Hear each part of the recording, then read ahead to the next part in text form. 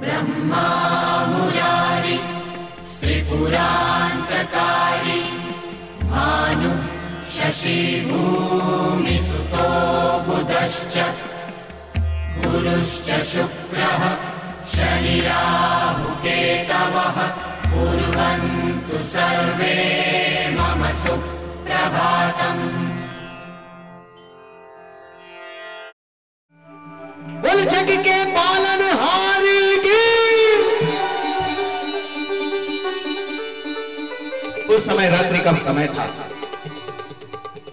जैसे ही मैंने बाबा वासुदेव और देवकी को अपना दिव्य स्वरूप दिखाया, कारागार में इतना प्रकाश फैल गया मानो सूर्यदेव अपनी समस्त क्रियाओं के साथ आ गए हैं। रात्रि का अंधकार कहीं शेष न रह गया था।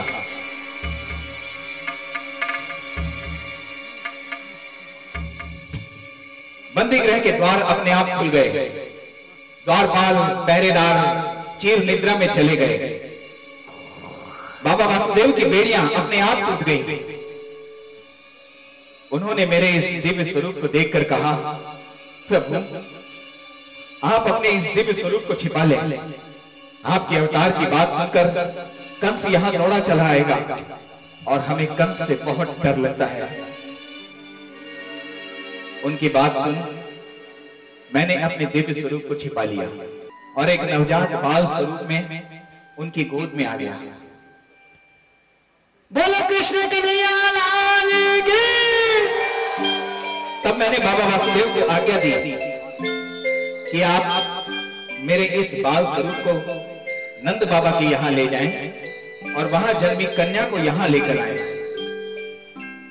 मेरी आज्ञा मान बाबा वासुदेव ने मेरे बाल स्वरूप को एक सूप में रखा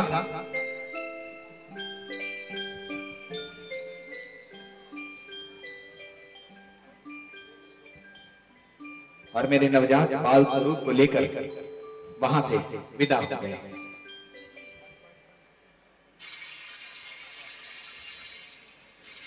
उस समय जोरों की वर्षा हो रही थी, बिजली कड़क रही थी, लेकिन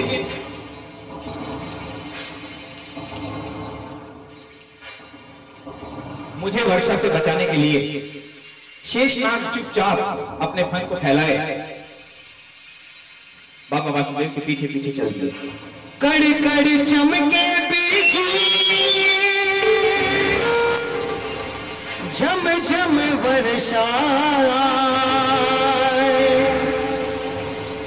त्रिलोकी रे नाथ रे अमाया समझ न आए। शेष नाग प्रभु की रक्षा देखो करने आए। सारा समंदर पार किया अपना फन फैला। उस समय यमुना जी ने अपने जल को इतना अधिक कम कर दिया था कि उनका जल बाबा वासुदेव के घुटनों तक ही आता था। नंद बाबा के यहां पहुंचे तो वहां दृश्य ही अलग था। मेरी माया से वहां सारे नगरवासी गहरी नींद में सो गए थे। माता देवकी ने तो एक पुत्र को जन्म दिया था, पर ब्रज में माता यशोदा ने एक कन्या को जन्म दिया था। पर मेरी माया से वे भी बेसुध थी। उन्हें तो ये भी पता नहीं था कि उन्होंने एक पुत्र को जन्म दिया है या कन्या को। मेरी आज्ञा मान बाबा वासुदेव ने मेरे बाल स्वरूप को वहां पर रखा और वहां जन्मी कन्या को लेकर वापस कारागार में आ गए।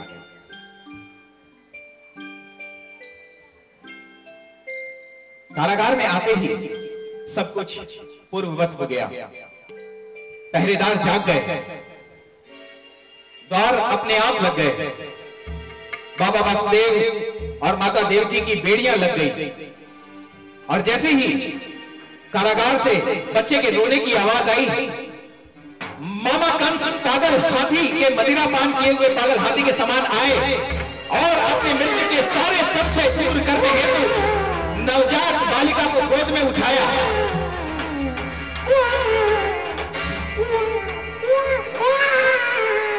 और उस नवजात बालिका को जमीन पर पटकने ही वाले थे कि उनके हाथ से कन्या उड़ गई और बालिका ने, माया ने अपना स्वरूप दिखाकर उनसे कहा, मूर्ख कंस, तेरा काम अब जन्म ले चुका है, अब तो मानव जाति पर अत्याचार बंद कर और अपनी मृत्यु की प्रतीक्षा कर।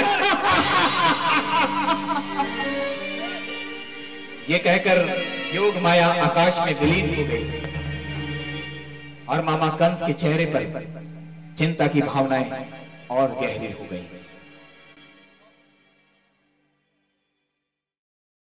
ब्रह्मा मुरारी त्रिपुरान्तकारी भानु शशि भूमि सुतो बुधश्च गुरुश्च शुक्रः शनि राहु केतवः कुर्वन्तु सर्वे मम सुप्रभातम्।